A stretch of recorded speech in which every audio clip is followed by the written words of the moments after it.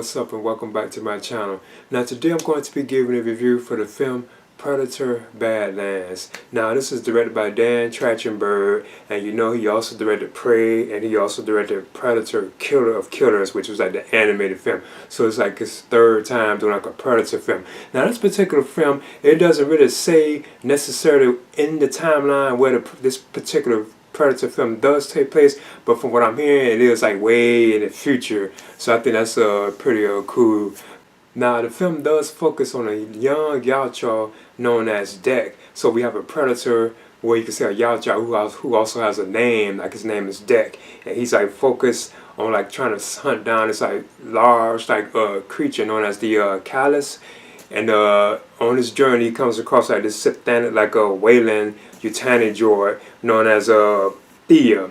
So him and Thea go on this journey to track down this like large, like monstrous thing known as the Calyx. So that's basically what the film itself is about. But we do learn when the film opens that Deck is like having like a little, I guess you could say like a competition with like his brother. They're like fighting like in his cave, because it opens up pretty cool, and like something happens with him and his brother, and even like the father like shows up too, like the father Yautja shows up, and there's like a conflict, and Deck is like exiled from his planet. But at the same time, once he's exiled from his planet, his brother did mention about this like humongous, like we don't say humongous, but it's like very like unstoppable creature known as the Calyx, and it's also located on this planet known as, I think, Gina. I think that's how you pronounce it. I think it was Gina or Gina. I think it was Gina.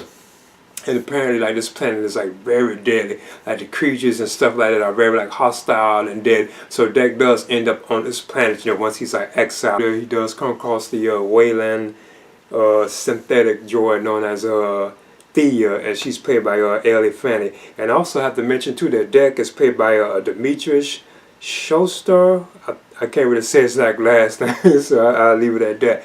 But they are basically like the focus of the film, and the film does focus on them and like their journey on the planet, like Gina, I think it's Gina, where they're trying to hunt down the Calyx, you know. But at the same time, while they're on this planet, they in kind of all kind of different like other like alien like life forms and stuff that are very dead. But one of the things I think is pretty cool about this particular film is that the idea of like Deck, he actually does use like a lot of the Yautja like language, like the predator like language. That is pretty cool. Like you actually see them like really talking a lot, because he even talks with, of course, you know, like with Thea, who's like a synthetic, you know, like joy, I guess you could say. And she's able, of course, to, you know, be able to translate his language. But when she talks, we do hear her speaking like English, so like the people like us can understand it. You know, if you're doing it like in English, we can understand. So I think that's pretty cool that you do see that this like particular predator, like the Deck himself, like he does have like a lot of like communication, like he talks a lot. So I think that's kind of like different and unique for like a predator film. I think that's awesome.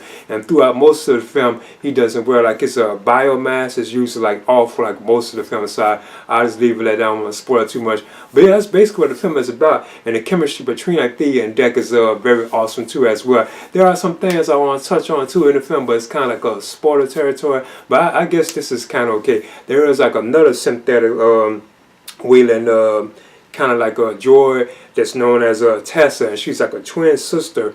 You could say like she's a twin. She looks just like Thea, but you could tell that she's kind of like the antagonist of this particular film. If you had to pick a villain, it's either between her and the Calyx. You know, they are both, I guess you could say, the primary antagonists of the film. And they are Thea and Tessa are played by Ellie Fanny, you know, because Ellie, she gets like separated. She explains what happened to her and why her legs got separated in half. That's why Deck is like carrying her on his shoulders throughout the film, you know. So they show what happened and why she got like that. But her sister Tessa, and you even can see her like in one of the trailers, you know, I think the TV trailers or something like that, or international trailer, you can see that she had her legs and like one of her eyes is like, I think, black, if I can remember correctly. That was Tessa right there. That was like the one that's kind of like, I say, you could say like the antagonist, and I knew they was gonna kind of do that with them. If it was gonna be like two of these synthetic like Wayland like type droids, I knew one of them was gonna have like a bad side, you know, kind of keeping a tradition with the like the alien films, you know, like the xenomorph type films and stuff.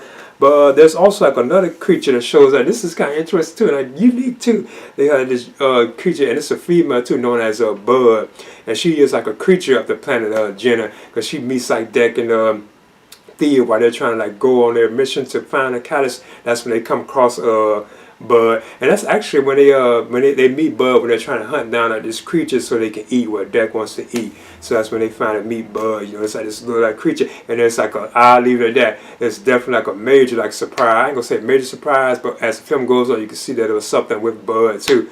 But I thought that was kind of funny because he kind of provides like the comedic relief, or you can say the funny type stuff in the film. But there are like a lot of like cool like action type moments in the film, and this film, I must admit, is like very like steep like in sci-fi. Oh, it's like full of like science fight, like the parasites like Dex weapons, like just the look of the film, like very different, like especially when it deals with like the Wayland, like with the Wayland Corporation, like all like the synthetic like type droid things and stuff like that. When it's dealing with them, you can really see how like sci-fi shit really is, like very like hi-fi, like lean more towards like sci-fi, you know. It's like very like steeped in that, you know. You can tell it's like very like futuristic and all that kind of stuff. You would notice it once you actually see the film.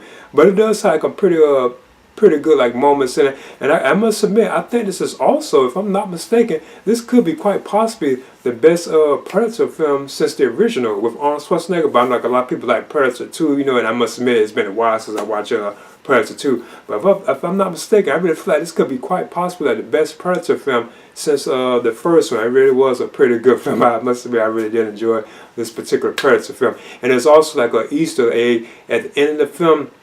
And it's like you don't have to watch all the credits. It's like right before the credits like ends. So there's like a little tease for you can tell they are definitely planning on doing like another one of these. Because I know this is even connected to, I think, Prey and Killer of Killers too as well. So yeah, I think it's definitely worth watching.